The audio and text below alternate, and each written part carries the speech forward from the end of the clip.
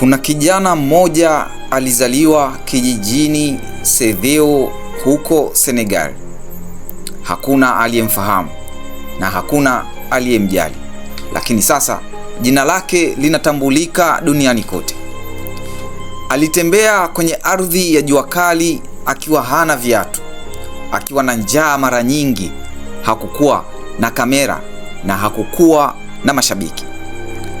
Hakuna mtu aliyeamini ndoto yake, lakini ndani ya moyo wake kulikuwa na kitu kikubwa, kitu kilichokuja kubadilisha kila kitu katika dunia yake.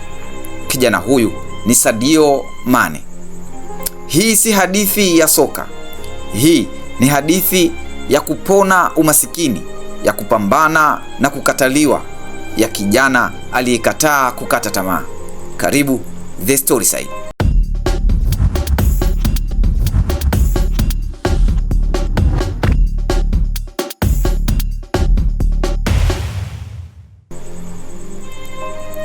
Sadio Mane alizaliwa tarehe 10 Aprili mwaka 1992 katika kijiji kidogo cha Sedhiou kusini mwa Senegal.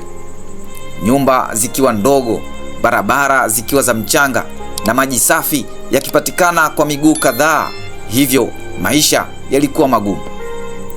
Mpira wa kweli haukuwepo. Viwanja vilikuwa na udongo tu, lakini watoto walicheza kwa mipira iliyotengenezwa kwa vitambaa vilivyofungwa kwa kamba, wakiruka juu ya matofali wakijaribu kufikia ndoto zao ambazo zilionekana kuwa mbali sana. Baba yake aliona ndoto ya soka kama upotevu wa muda. Alitaka mwanawe awe kitu kingine, lakini kila jioni Mane alitoroka. Alienda kucheza mpira na alikuwa akishangiliwa sana na marafiki zake, lakini aliporudi nyumbani alikabiliwa na maneno makali, kwa maana ndoto yake ilionekana kuwa kosa. Hata hivyo, kila shuti alilopiga, kila kona ya mpira aliyopiga juu ya udongo ilikuwa kama kumbukumbu ya ndoto isiyo na wingi ndani yake. Kila siku jua lilipozama, moyo wake ulijaa matumaini, akijua kuwa siku moja jambo kubwa litatokea. Akiwa bado kijana mdogo, Mane alichukua uamuzi usio wa kawaida. Aliamua kuondoka kijijini bila ruhusa na kuelekea Dakar. Huu ni mji mkubwa uliokuwa mbali kwa kilomita nyingi na familia yake. Alifika akiwa na jezi iliyochakaa, viatu vilivyopasuka, lakini akiwa na ndoto kubwa ndani ya moyo wake. Kila hatua kwenye mtaa wa jiji alihisi kama changamoto. Sauti za magari, foleni ya watu na kelele za mitaa vilikuwa kama ukingo wa ndoto yake. Alifika kwenye akademi moja ya soka, akaingia kwenye uwanja wenye nyasi safi kwa mara ya kwanza. Walimtazama, wakamcheka, na hakukuwa na mtu wa karibu, na wala hakupewa ukaribu wala huruma. Walimwambia kwa maneno makali ya kwamba huwezi kuwa mchezaji. Walimwangalia mavazi yake, walimwangalia muonekano wake. Hakupata nafasi ya majaribio na hakuna mtu aliyemchukua kwa uzito. Alitoka pale akiwa amevunjika moyo, lakini ndoto yake haikuvunjika.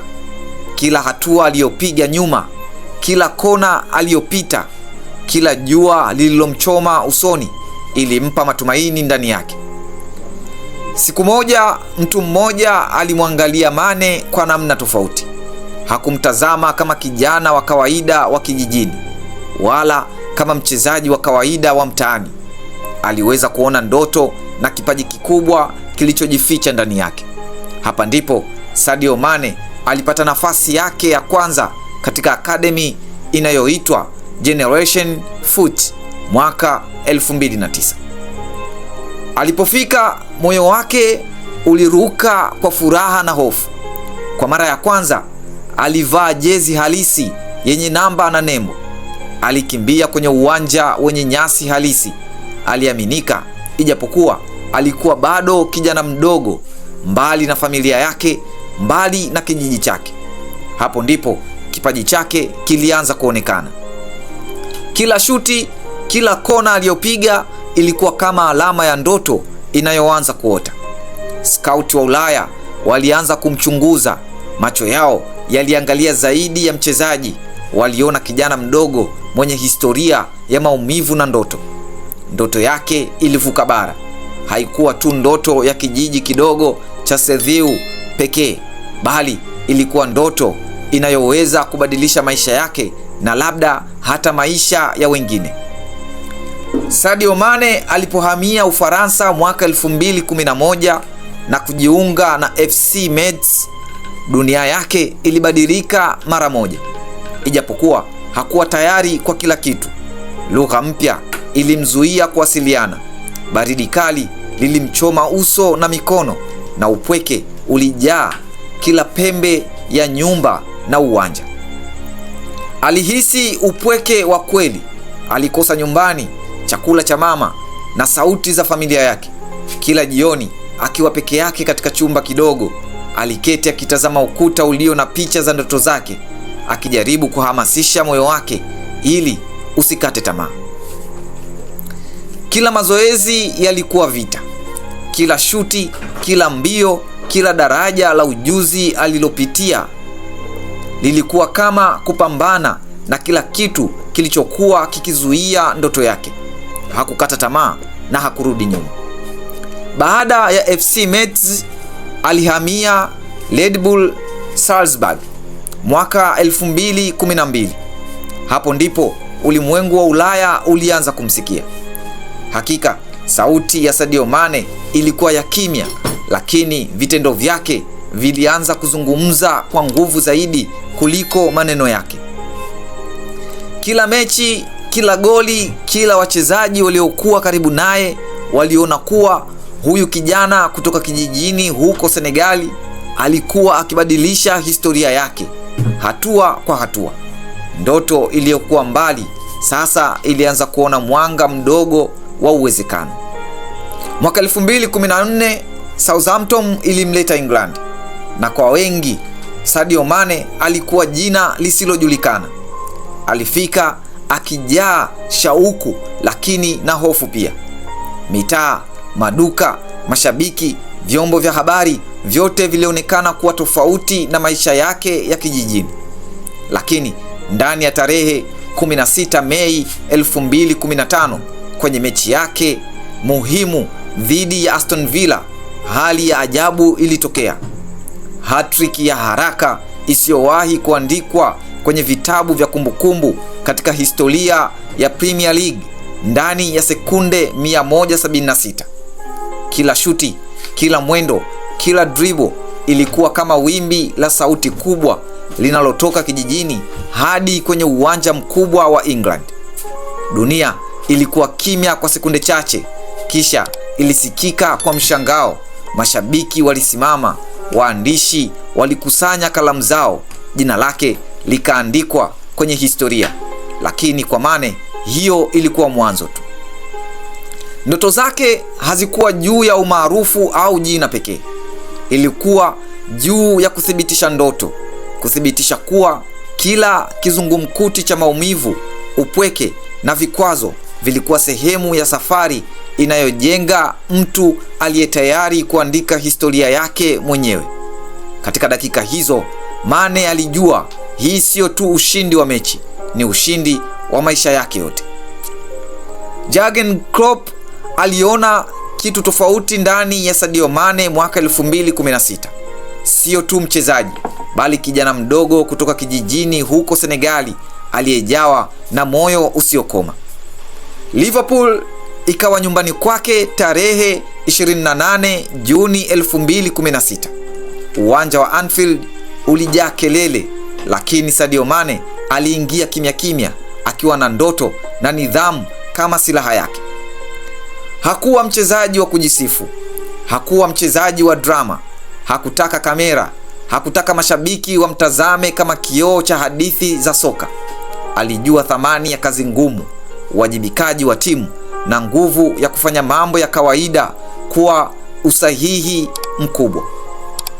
Alikuwa mnyenyekevu, Kila mchezo alijua ni sehemu ya timu, si yeye mwenyewe pekee. Mchapakazi, kila mazoezi, kila mbio, kila push alifanya kwa nguvu zote.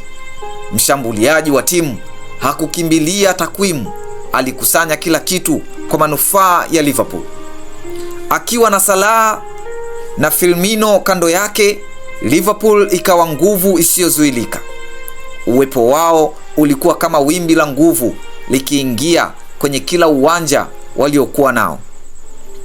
Champions League tarehe 1 Juni 2019, Premier League tarehe 25 Juni 2020, kila kombe, kila mashindano, Sadio Mane aliendelea kuwa mtu wa kawaida mwenye moyo wa mashujaa.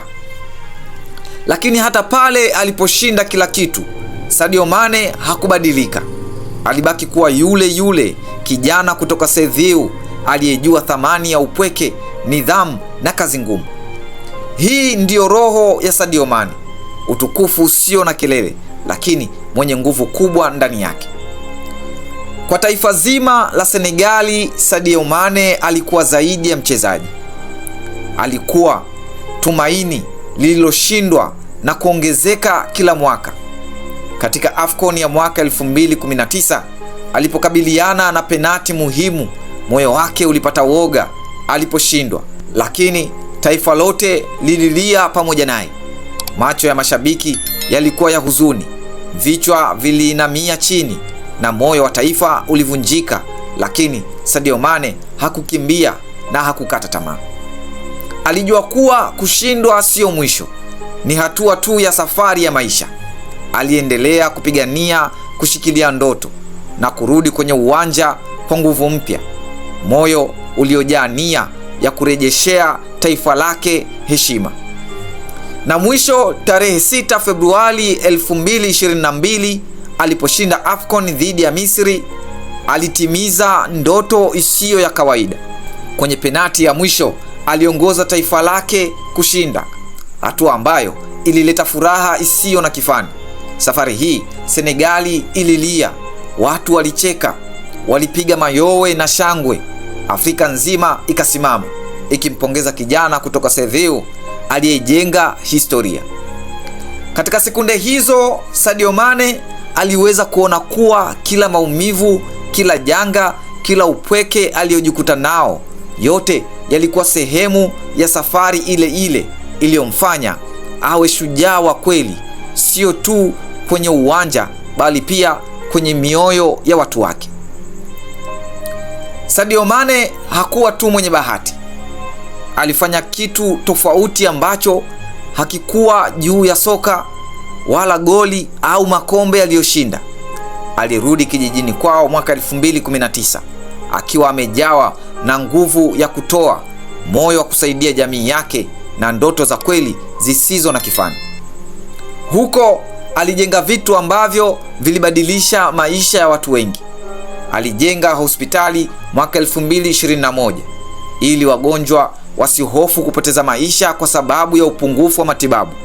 Alijenga shule kuanzia mwaka 2019 ili watoto wawe na nafasi ya ndoto na elimu, jambo ambalo yeye mwenyewe alilikosa mapema. Alijenga visima ili kupata maji safi na kila familia iwe na kioo cha afya na maisha bora. Haya yote aliyafanya bila kelele, kimya kimya, bila kujivunia. Hakutaka matangazo au heshima za muda mfupi. Alitumia mali na maarifa yake kumsaidia mtu mwingine. Wapo watu walimuuliza, kwa nini huna nyumba kubwa au gari la kifahari? Sadio Mane alijibu kwa maneno rahisi lakini yenye nguvu. Kwa nini nijinunulie Ferrari wakati watu wangu hawana chakula? Hii ndiyo roho yake, mtu aliyejua thamani ya kutoa, huruma na kuishi kwa sababu ya wengine. Urithi wake hauko kwenye michezo au makombe, bali pia katika moyo wa watu aliowaathiri katika kijiji chake na kwa Afrika nzima. Lakini pia amewaletea tena ushindi katika AFCON ya 2026. Yapo matukio mengi yaliyotokea, alionyesha ubora wa kuwa kiongozi na mtu mwenye msimamo na asiyependa kukata tamaa, na yote tukajionea, na ushindi ukarudi Senegali kwa kuikomboa timu yake. Sadio Mane hakutoka kwenye bahati, alitoka kwenye maumivu.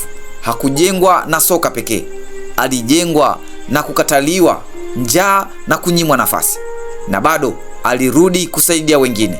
Hii ndiyo roho ya kijana aliyekataa kukata tamaa.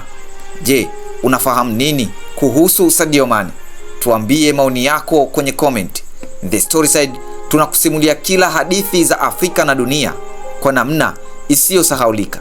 Ni mahali ambapo tunafanya historia haiishi, bali inaishi kupitia simulizi zetu. Usisahau kusubscribe, kulike na kushare simulizi hii kwa wengine. Tuonane kwenye simulizi inayofuata hapa The Storyside.